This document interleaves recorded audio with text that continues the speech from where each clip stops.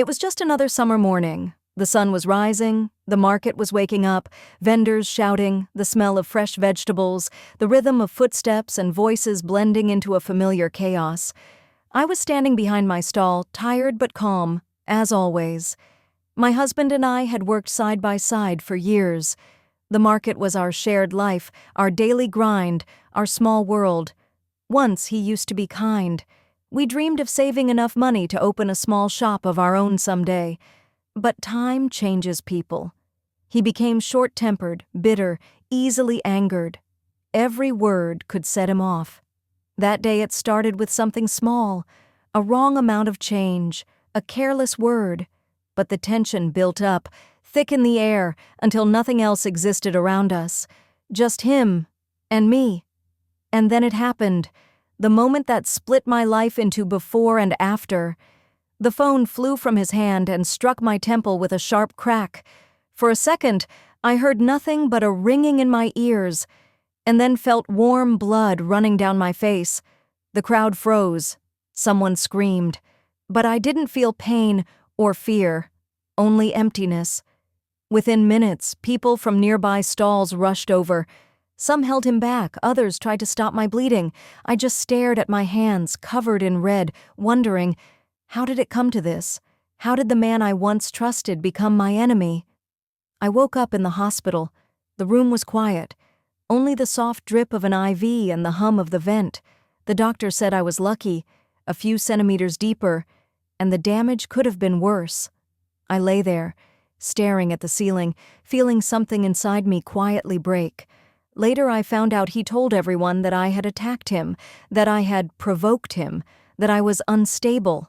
But there were witnesses, plenty of them, and the truth came out fast. Neighbors who saw everything stood up for me. Someone had even recorded the scene on video. It spread online, people arguing over who was right, who was wrong, and I just stayed silent, because in that silence I finally realized I didn't want to go back. Ever again. I didn't want to be the wife who endures. I wanted to be a person again, a person who has the right to peace. When I was discharged, I went back to the market, but not to the same stall. I rented a small one on the opposite side, made my own little sign, "Fresh Vegetables by Emma." The first few days were hard. People stared, whispered. Some pitied me, some judged. But I learned to stop caring. Every morning I came early, swept the floor, arranged the vegetables, boiled water for tea. The quiet hours before sunrise, the smell of parsley, the calm. It became my medicine. He disappeared. No calls, no messages. And slowly, I began to live again. I learned to smile at small things, the warmth of the sun, a kind customer, the evening breeze. For the first time in years, I felt free. Months passed. Life settled into a calm rhythm, until one day, I saw him again. He was standing at the far end of the market, holding a bouquet of flowers.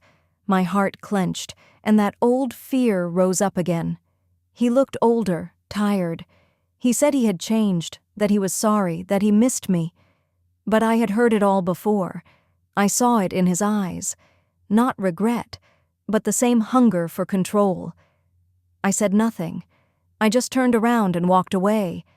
And as I walked, I felt something heavy fall off my shoulders, the last shadow of my past. I thought it was over. But a week later, a letter arrived. A court summons. He was suing me, claiming that my new stall was joint property, that he deserved half of it. I stared at the papers in disbelief. Even after everything, he had found another way to hurt me. The hearing didn't last long. I presented the evidence, the video, witness statements, medical reports. The judge listened carefully, then looked up and said simply, "Case dismissed." When I stepped outside the courtroom, I took a deep breath. For the first time in a long while, I felt light, not happy, not excited, just peaceful. A kind of peace I hadn't known in years. He had tried to break me, but in the end, it was his actions that made me stronger. A year passed. Now I own 3 stalls. I hired a few young girls who work part-time after school. We laugh, share stories, and sometimes I look at them and see myself years ago, hopeful, but unsure of my place in the world. Now I'm different. I'm not afraid of being alone. I don't seek approval. I live my life my way. Sometimes I still see him, standing by the bus stop, alone, eyes down, and I don't feel anger anymore, just calm. The scar on my temple is still there, but I'm no longer ashamed of it. It doesn't remind me of pain. It reminds me that I survived. When people ask if I've forgiven him, I say yes, but not for him, for myself. Because forgiveness isn't a gift to the one who hurt you. It's freedom you give back to yourself. Life doesn't always give second chances, but it always gives you a choice. And I chose freedom. I chose myself. So now, every morning when I open my stall, smile at a customer, and feel the sun on my face, I know one thing for sure. I'm finally alive.